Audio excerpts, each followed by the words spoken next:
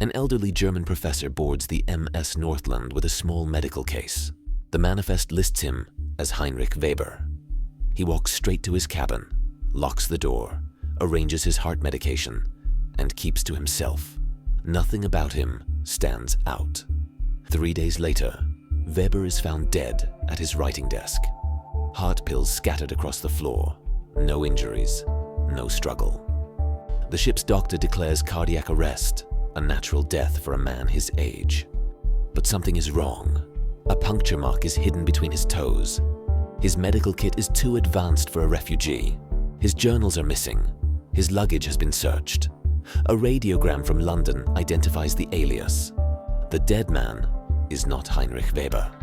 He is Kurt Blom, Hitler's Deputy Surgeon General and Director of Nazi biological weapons research. A man wanted for human experimentation and plague trials, the Americans intended to hide inside a new identity. This wasn't cardiac arrest. This was the final operation in Britain's secret hunt for Hitler's deadliest scientists. The Second World War ended in May 1945, but another war began immediately in the ashes of the Third Reich. This conflict had no battlefields, no armies, no public declarations. Its weapons were knowledge.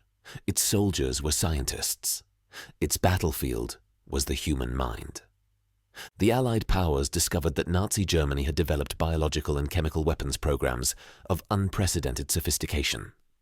Research built on systematic human experimentation in concentration camps. Data that could never be ethically replicated. Knowledge too dangerous to ignore and too valuable to destroy.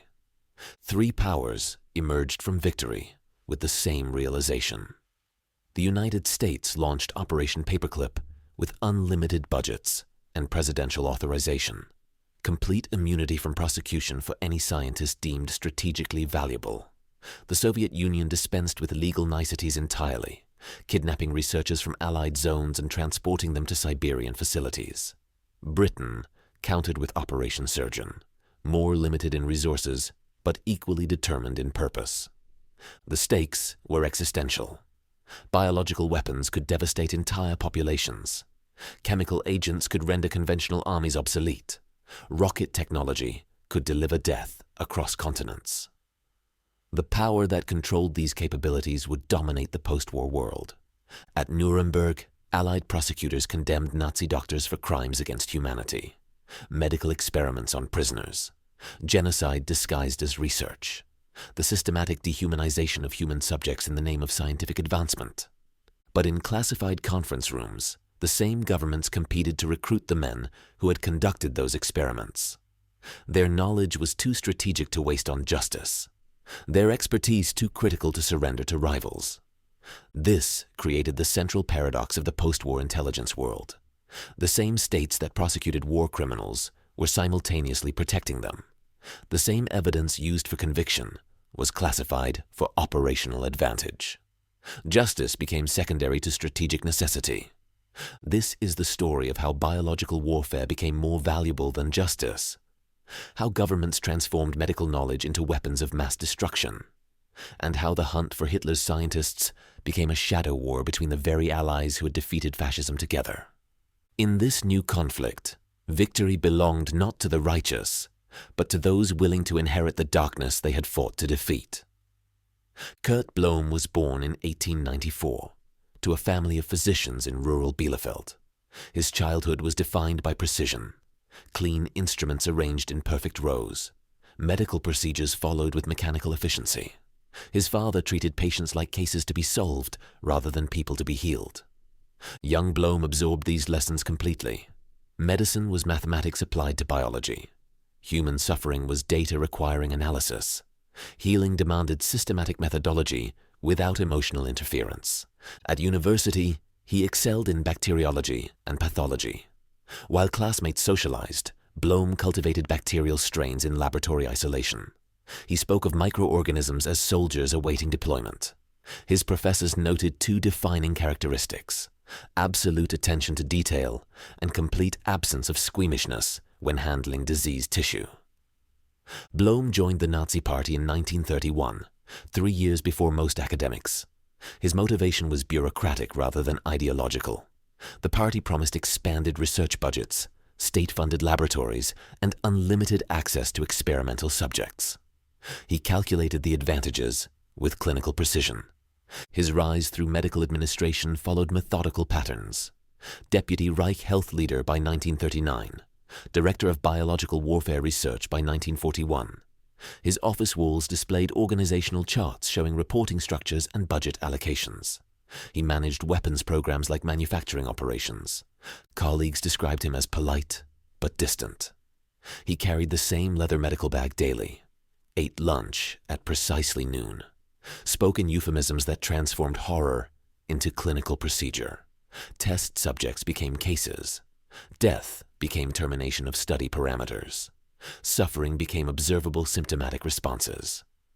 Blome never raised his voice, never showed excitement or anger. He approached biological warfare development with the same detached professionalism his father had applied to treating influenza. His worldview crystallized around systematic sacrifice. Medical advancement required controlled casualties. Some individuals must suffer, so populations might be protected. The question was not whether to conduct human experiments, but how to design them for maximum scientific value. He maintained detailed personal notebooks written in precise handwriting, research observations, personnel evaluations, budget projections. Everything documented, everything measured, everything is reduced to analyzable data. By 1942, Blome had become indispensable to Nazi biological programs, not through ideological commitment, but administrative competence. He understood complex project management, classified budget coordination, university and military facility integration. His subordinates followed orders through professional respect rather than fear. Blome delivered results on schedule and within budget. His experimental designs were methodologically sound. His documentation was thorough. His conclusions were supported by extensive evidence. What distinguished Blome from other Nazi officials was systematic detachment. He never personally harmed prisoners, never witnessed executions, never toured camps except for administrative inspections. He managed biological warfare research from clean offices filled with filing cabinets and organizational systems. This distance maintained psychological comfort with his work. He was conducting medical research under unusual circumstances. The suffering was not his responsibility. He was optimizing experimental protocols designed by others. Blome transformed moral horror into bureaucratic routine. Human experimentation became quality-controlled research. Mass murder became data collection. His value lay in reducing genocide to logistics problems requiring systematic solutions. Blome's biological warfare program operated through a network spanning university laboratories and military research facilities. His primary objective was weaponizing plague bacteria for mass deployment. Laboratory teams developed delivery systems capable of dispersing infectious agents over urban populations. Aerial bombs designed to shatter at optimal altitude. Artillery shells containing bacterial payloads. Portable devices for covert deployment behind enemy lines. The plague research required live testing protocols. Blome established experimental procedures using prisoners from Sachsenhausen and Dachau concentration camps. Subjects received controlled bacterial doses through injection or inhalation. Medical staff monitored infection progression, symptom timelines, mortality rates, vaccine effectiveness, treatment response patterns. His documentation files recorded each experiment with pharmaceutical precision, subject demographics, infection methodologies, symptomatic development, cause and manner of death. The reports read like veterinary research, numbers, statistical analysis, charts mapping disease progression. No acknowledgement that subjects possessed names, families, or histories. Blome expanded into typhus weaponization by 1943. His teams produced bacterial strains capable of surviving environmental exposure for extended periods. Research focused on delivery methods maximizing transmission rates in civilian populations. The goal was epidemic conditions that would overwhelm enemy medical infrastructure while appearing as natural outbreaks. Testing protocols involved deliberate typhus infection of concentration camp prisoners. Researchers documented fever patterns, delirium onset, cardiovascular collapse, time to death. Medical personnel maintained photographic records of physical deterioration. Tissue samples were preserved for post-mortem pathological analysis. The typhus program yielded strategically valuable intelligence. Bloem's laboratories discovered methods for creating antibiotic-resistant bacterial variants. Delivery systems, maintaining infectious viability during transport and deployment. Symptomatic patterns allowing biological attacks to be disguised as spontaneous epidemic emergence. Chemical weapons research utilized similar experimental protocols. Various nerve agents tested on prisoners to determine effective dosages across different body weights and physical conditions. Documentation covered neurological symptoms, respiratory effects, skin absorption rates, recovery possibilities under different treatment interventions. Bloem rationalized human costs through medical semantics. Prisoners were not murder victims, but terminal cases, whose deaths advanced scientific understanding. Experiments were not torture, but accelerated clinical trials under emergency conditions. Biological weapons were defensive countermeasures protecting German populations. As Allied forces advanced, Bloem implemented data preservation contingencies. Research records were copied and hidden in multiple secure locations: Swiss bank deposits, monastery archives, underground storage facilities. The knowledge would survive regime collapse. His biological warfare programs killed thousands through systematic infection and toxic exposure. But they produced research data representing decades of human experimentation that could never be ethically replicated. Intelligence that would remain strategically valuable regardless of which power ultimately acquired it. Bloem never acknowledged moral responsibility for required deaths. They were necessary casualties advancing medical science, regrettable but operationally justified sacrifices for knowledge that could protect millions in future conflicts. German surrender created an immediate intelligence crisis. The Third Reich collapsed, but its scientific infrastructure remained intact. Biological warfare laboratories, chemical weapons facilities, human experimentation records. The Allied powers faced a strategic question: what to do with knowledge too dangerous to destroy and too valuable to ignore. Within weeks, 3 competing acquisition programs emerged. The Americans launched Operation Paperclip with unlimited presidential authorization. Complete immunity from war crimes prosecution for strategically valuable scientists. New identities. University positions. Research budgets exceeding civilian academic salaries. The Soviet Union operated without legal constraints. Red Army units entered Allied occupation zones under diplomatic cover. Scientists disappeared overnight. Families received notification of relocation for specialized work assignments. No negotiations, no documentation, no moral considerations. Britain entered this competition from economic exhaustion. 6 years of total war had drained the treasury. Rationing continued indefinitely. Reconstruction consumed available resources. The MI6 budget reflected these limitations. Restricted personnel, limited operations, carefully prioritized objectives. Operation Surgeon represented Britain's response, targeted acquisition of specialists whose expertise aligned with defensive requirements, biological countermeasures, chemical detection systems, defensive capabilities rather than offensive weapons development. Dr. Kurt Bloem represented Category A priority for all 3 powers. His biological warfare research contained data unavailable through other sources. Plague weaponization protocols, typhus delivery systems, human experimentation results. Accelerating defensive development by decades. American interrogators held Bloem at Heidelberg facilities through 1945. Initial assessments suggested war crimes prosecution at Nuremberg. His biological programs had conducted lethal experiments on concentration camp prisoners. Documentary evidence linked him directly to systematic murder, disguised as medical research. But classified evaluations revealed strategic implications. Intelligence officers designated his files essential for national defense. Military planners emphasized biological warfare threats from Soviet programs. Medical researchers argued his data could save American lives in future conflicts. British government debates occurred in closed parliamentary sessions. Foreign Office legal advisors insisted on prosecution for crimes against humanity. Military intelligence argued for recruitment preventing Soviet acquisition. Treasury officials calculated cost savings of acquiring expertise rather than developing it independently. The moral implications generated significant internal controversy.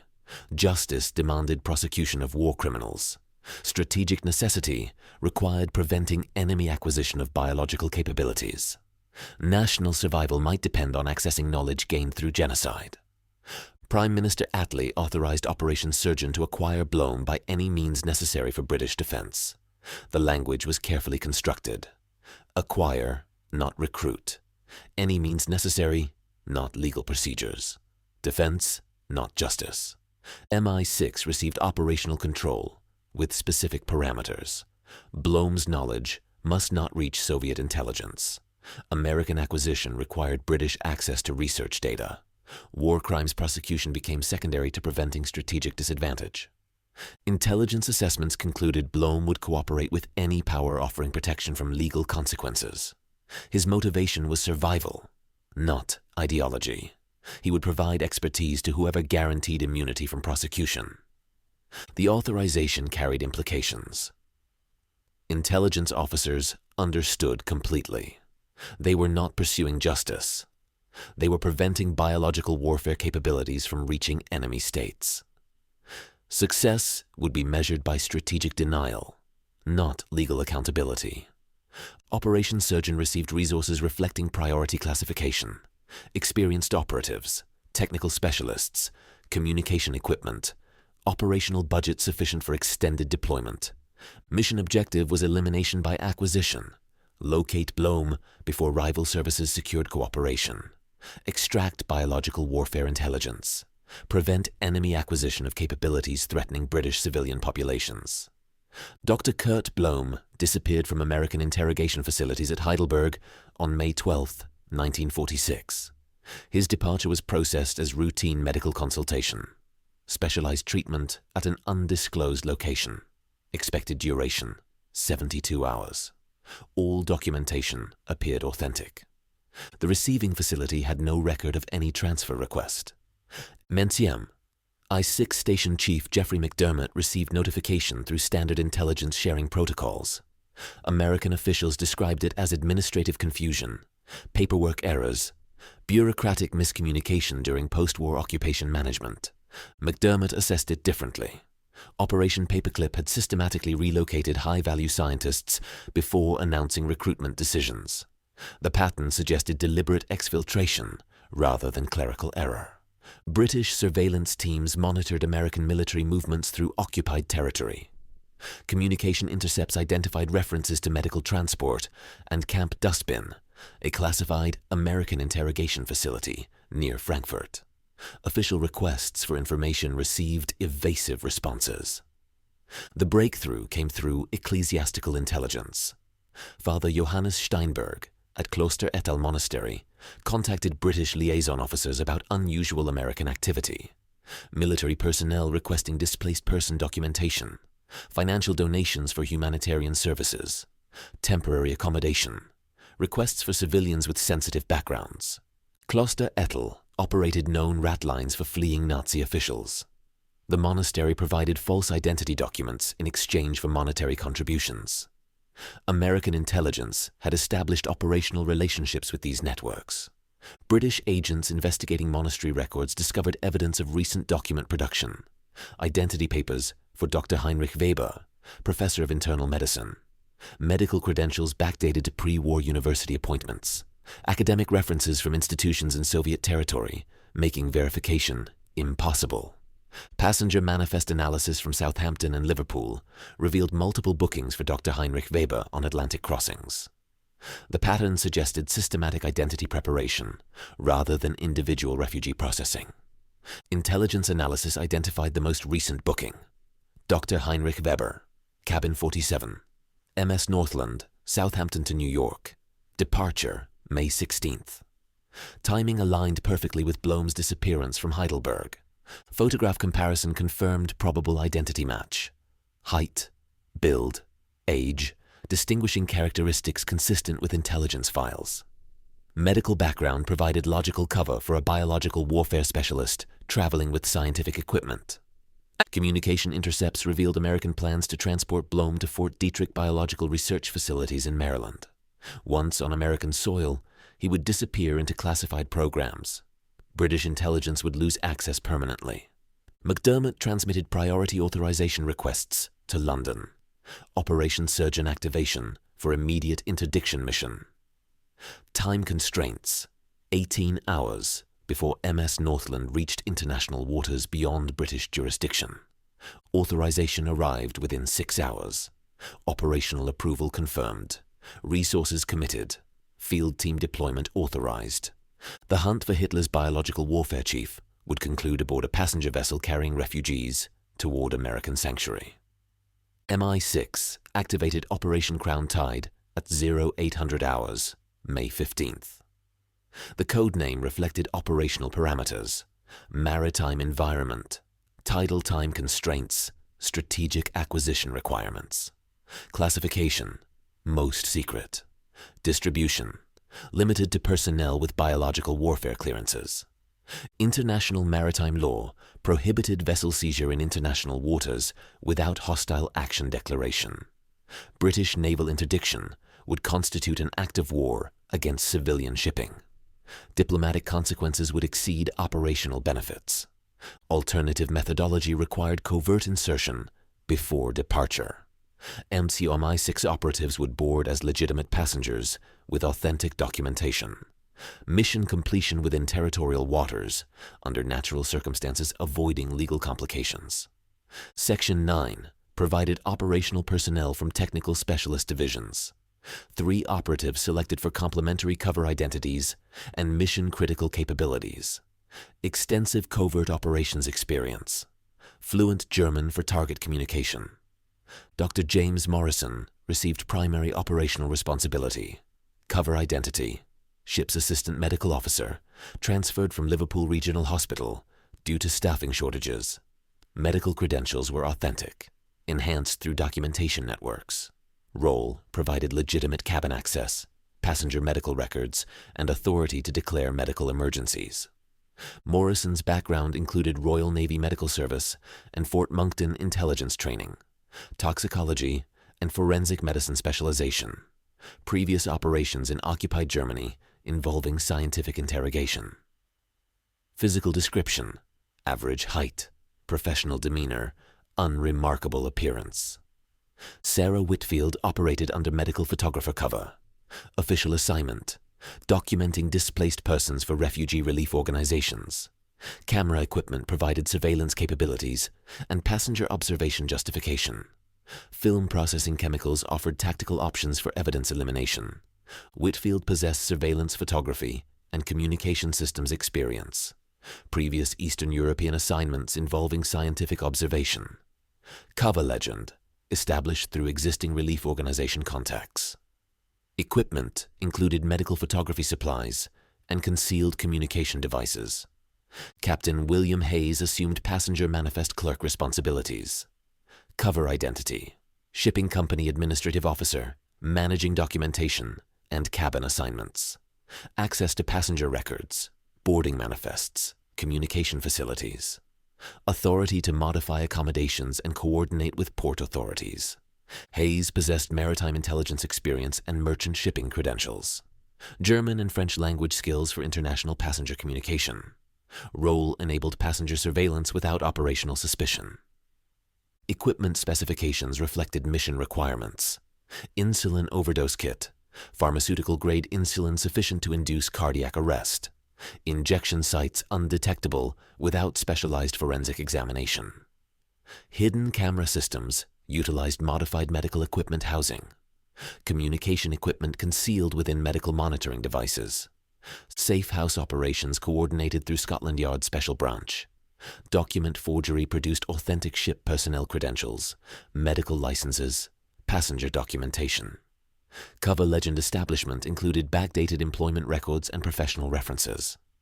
Communication protocols utilized medical supply ordering codes transmitted through ship's radio systems. Medication requests corresponded to operational status reports. Equipment deliveries indicated mission progress. Medical emergency declarations would authorize tactical action. Operational objectives followed hierarchical priority structure. Primary: acquire Bloem's biological warfare research documentation. Secondary: recruit Bloem for British defense programs. Tertiary: prevent American or Soviet acquisition through permanent neutralization. Mission timeline accommodated shipping schedules and American intelligence expectations. Surveillance would establish target routines and security measures. Contact initiation awaited optimal tactical conditions. Resolution required completion before American reception arrangements at New York port. The MS Northland departed Southampton carrying 3 MI6 operatives whose identities remained classified under Crown-Tide operational security. The MS Northland cleared English territorial waters under grey Atlantic skies. Weber maintained rigid schedules suggesting institutional training. Breakfast at 0700 hours precisely. Constitutional walks lasting exactly 20 minutes. Afternoon reading in the forward lounge until 1500 hours. Evening retirement immediately after dinner. Dr. Morrison observed these patterns during routine medical inspections. Weber's examination revealed expected wartime stress indicators: elevated blood pressure, nervous tension, slight dominant hand tremor, consistent with prolonged anxiety. His medical supplies supported diabetic maintenance, insulin, syringes, monitoring equipment. Behavioral assessment indicated heightened situational awareness. Weber scanned passenger areas before entering. Selected seating positions providing visual surveillance of approaches. Avoided crowds and maintained distance from German-speaking passengers. Professional paranoia, suggesting intelligence background. Weber carried a leather medical journal throughout daily activities. Handwritten entries in precise German script.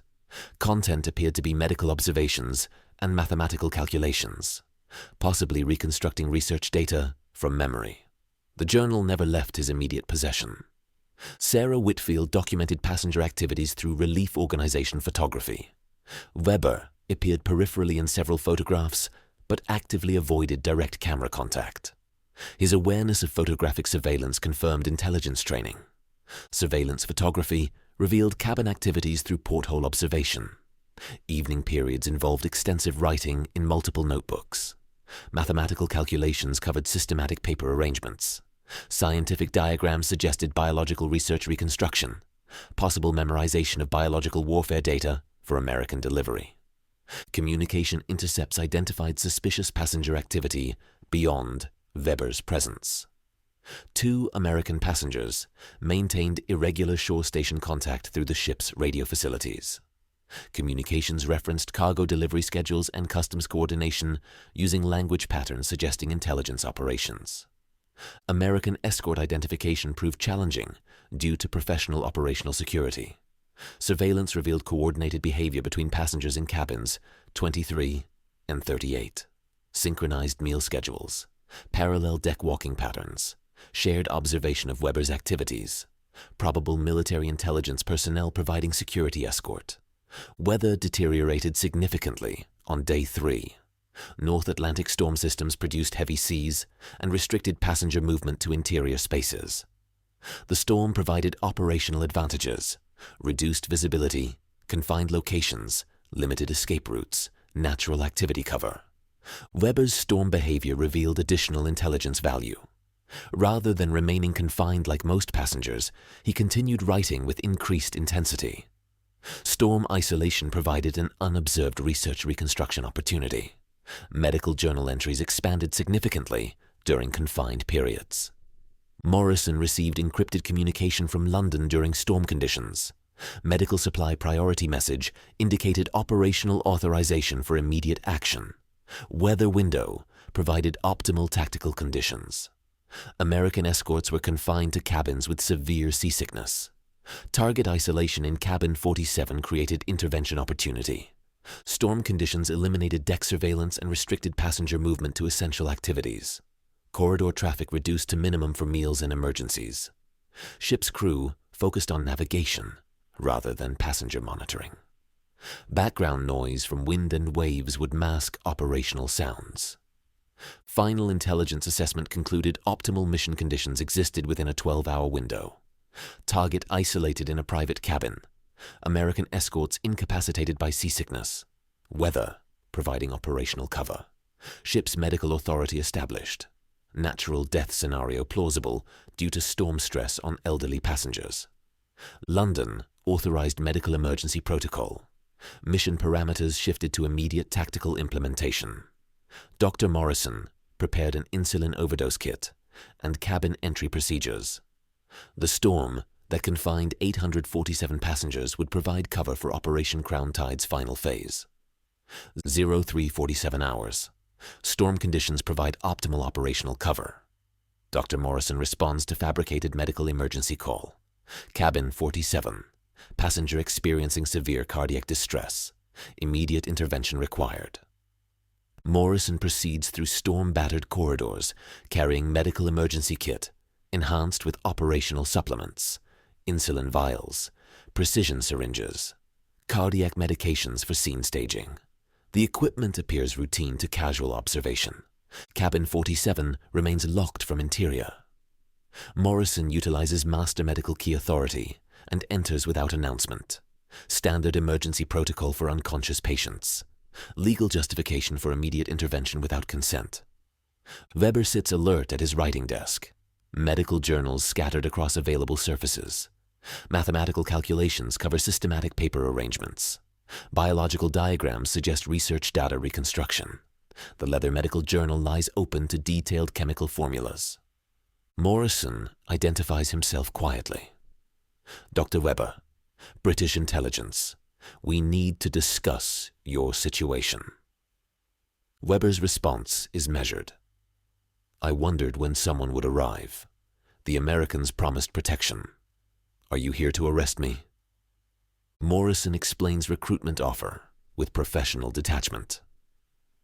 British biological defense programs require specialized expertise. Weber's knowledge would contribute to defensive countermeasures protecting civilian populations. Immunity from prosecution. New identity. Research position at government facilities. Weber considers the proposal while organizing research papers. The Americans offer similar arrangements. More resources, better laboratories. Why trust British promises over American guarantees? Morrison emphasizes time constraints and limited options. American protection remains uncertain. Congressional investigations might compromise immunity agreements. Public disclosure could force prosecution despite intelligence value. Weber's refusal is polite but definitive. I appreciate your offer, Dr. Morrison, but American facilities provide better resources for research continuation. My decision is final. Morrison produces coded authorization from London. Classification markings indicate operational directive. Authorization to terminate with prejudice if recruitment fails. Weber examines the document with professional interest. Fascinating, Weber observes. Even assassination requires proper documentation. Morrison prepares insulin injection with clinical precision. Weber watches with detached curiosity. Insulin overdose, cardiac arrest, diabetic emergency, thorough methodology. The injection occurs between Weber's toes, utilizing standard intelligence tradecraft for undetectable entry points. Death will appear natural under routine autopsy examination. Weber's final words reflect scientific detachment.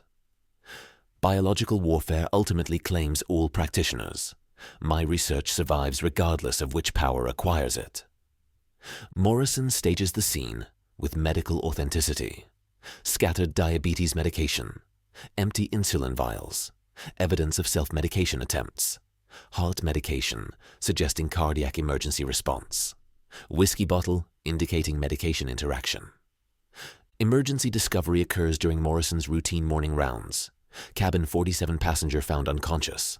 Medical intervention unsuccessful. Death certificate indicates cardiac arrest due to diabetic complications, exacerbated by storm conditions. Intelligence material proves extraordinarily valuable.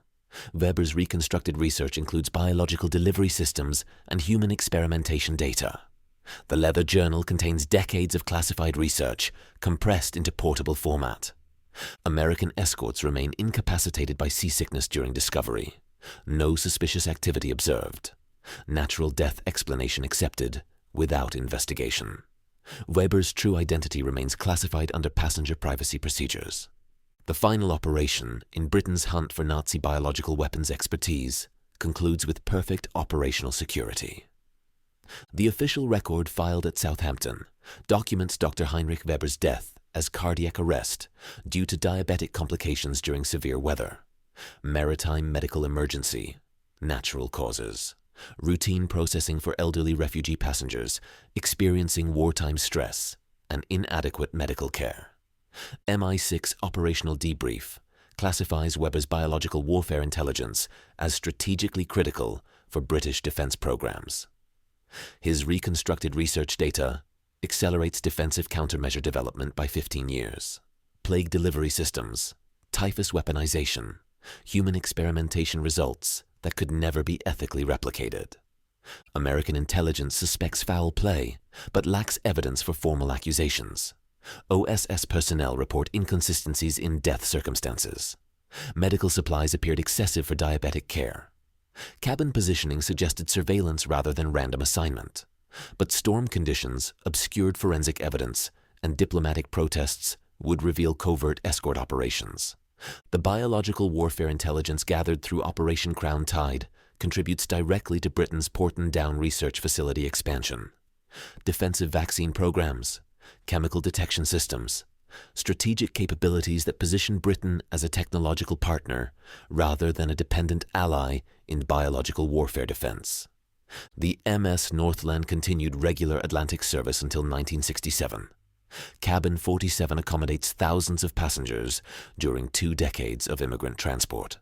Families fleeing European displacement, professionals seeking American opportunities, students pursuing educational advancement. None aware they occupy the location where biological warfare intelligence changed hands through state-sanctioned elimination. Modern British biological defense capabilities trace development partly to Nazi human experimentation data acquired through intelligence operations like Crown Tide. Scientific knowledge gained through systematic murder of concentration camp prisoners forms the foundation of protective systems designed to save civilian lives. The paradox defines post-war intelligence ethics. Strategic knowledge acquired through moral compromise serves defensive purposes, protecting innocent populations. Justice sacrificed for capabilities preventing future biological warfare attacks against British cities. The ships continue crossing the Atlantic carrying ordinary passengers toward ordinary destinations. But beneath the routine surface of international travel lies a reminder that states will reach across any ocean, eliminate any threat, inherit any darkness when biological warfare supremacy hangs in the balance. In the race for biological weapons knowledge, justice was diagnosed as a luxury Britain could not afford. The machinery of elimination had been perfected, and it left no fingerprints on history.